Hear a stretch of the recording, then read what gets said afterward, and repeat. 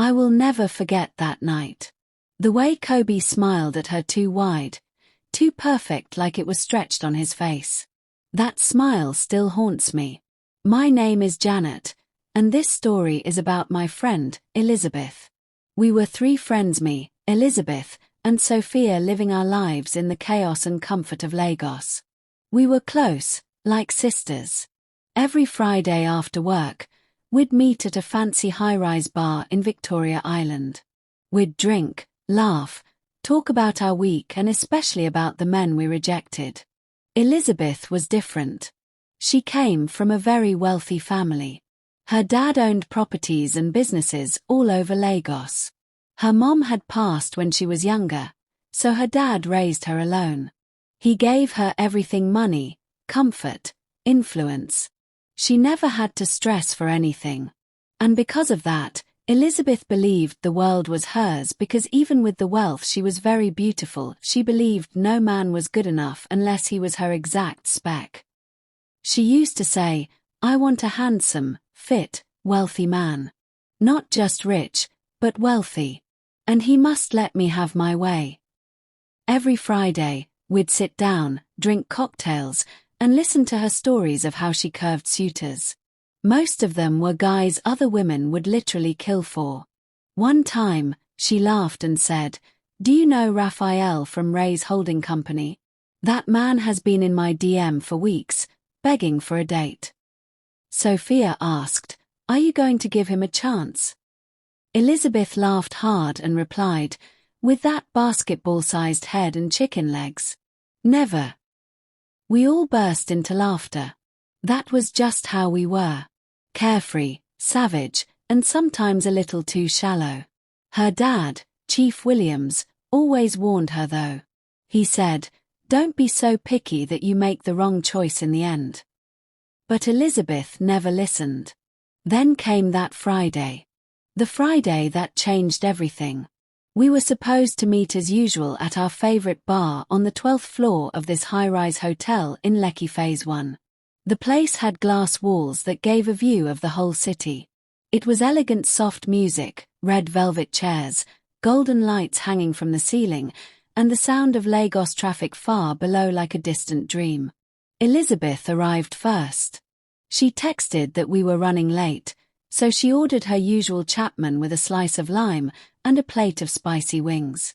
While waiting, a man walked up to her table. From the way she later described it, he looked like a dream: tall, dark, with clean skin and this calm, magnetic presence. His name was Kobe. Unknown to her, strange things followed him.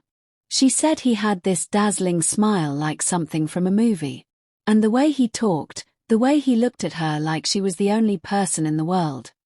She was gone in 5 minutes. He sat with her, ordered drinks for both of them, and even paid for everything we eventually ordered even though we hadn't arrived yet. Before we knew it, Elizabeth was blushing and giggling like a teenager. She gave him her number without hesitation. When we finally arrived, we found her glowing. "Who is the fine boy?" I asked, joking. "That's Kobe," she said with a grin. "He's handsome, rich, well-spoken, and he's into me." Sophia raised her brow. "Wow! So fast." Elizabeth sipped her drink and said, "When you know, you know." But me, I had a weird feeling. I don't know how to explain it. There was something about that smile of his, something I couldn't shake off. Kobe paid for everything we ordered that night: cocktails, wings, even dessert. From the way Elizabeth smiled at him, we knew she had already made up her mind. She gave him her number without thinking twice. When we asked how it happened, she told us everything: how he walked up to her with that perfect smile, how smooth he was, how wealthy he sounded, how confident he acted. It was like a movie. In less than a month, Elizabeth was fully in.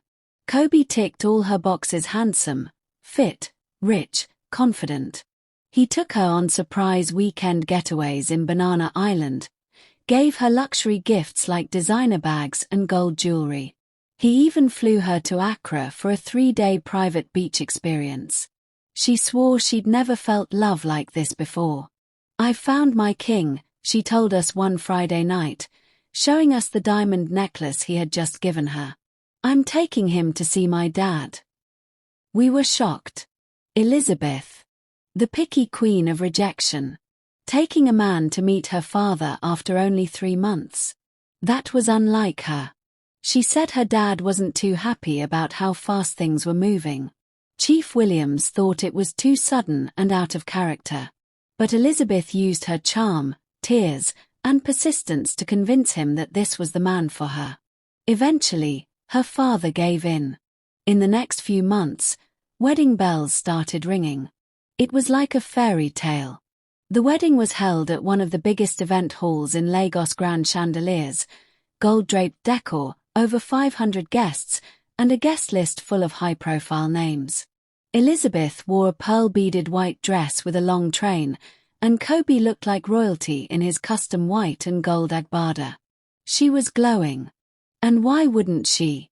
She had finally found her dream man. But like they say, not everything that shines is gold. But on their wedding night, she saw the truth. Elizabeth wakes to see her husband's silhouette twisting into a monstrous shape, elongated limbs, glowing eyes. Elizabeth gasping. What are you? You are my wife now, in this world and the next." Terrified, Elizabeth realized she had married a spirit of the forest. And escape would not be easy. One Friday, about 2 weeks after their marriage, Elizabeth agreed to meet up again. We were shocked, honestly. We'd already started thinking she was ghosting us for good. But that day, she said Kobe had a business trip and she could hang out. She looked different. I can't explain it well. She still looked beautiful, maybe even more so, but she looked tired. Her skin was paler, her eyes dull. And she kept fidgeting, like someone on edge. "Are you okay?" I asked. She smiled, but it didn't reach her eyes. "I'm fine," she said. "Kobe takes good care of me. He's everything I ever wanted." Sophia and I glanced at each other. Something was off. Then Elizabeth leaned in, as if someone might be listening even though it was just us. "Girls," she whispered.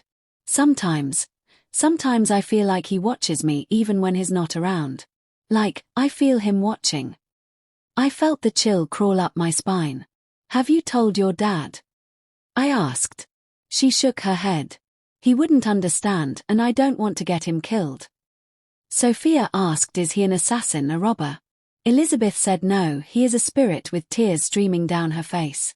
We told her to calm down because there is always a way out. We quickly tried to find solution from a well-talked-about spiritual woman. She said, "Listen carefully, child. Spirits are powerful, but they are bound by rules." She gave Elizabeth some herbs and told her certain things to do. She waited for Kobe to sleep, brought out the herbs, and took the statue he brought into the house. She recited the incantation the woman told her. For spirits lose their power if their human disguise is burned. She tossed the idol and the herbs into the fire. Kobe shouted, "What have you done?" Kobe's spirit form dissolves into smoke. And so, Elizabeth learned not all that glitters is gold. For even the sweetest love can be a deadly trick. Now, she lives quietly. She stays indoors a lot. She still feels afraid sometimes. Afraid that Kobe might return. But every morning, she tells herself, "I survived." And that keeps her going. Want more African horror stories? Smash that like button, and comment spirit below. And don't forget to subscribe for tales that'll chill your bones.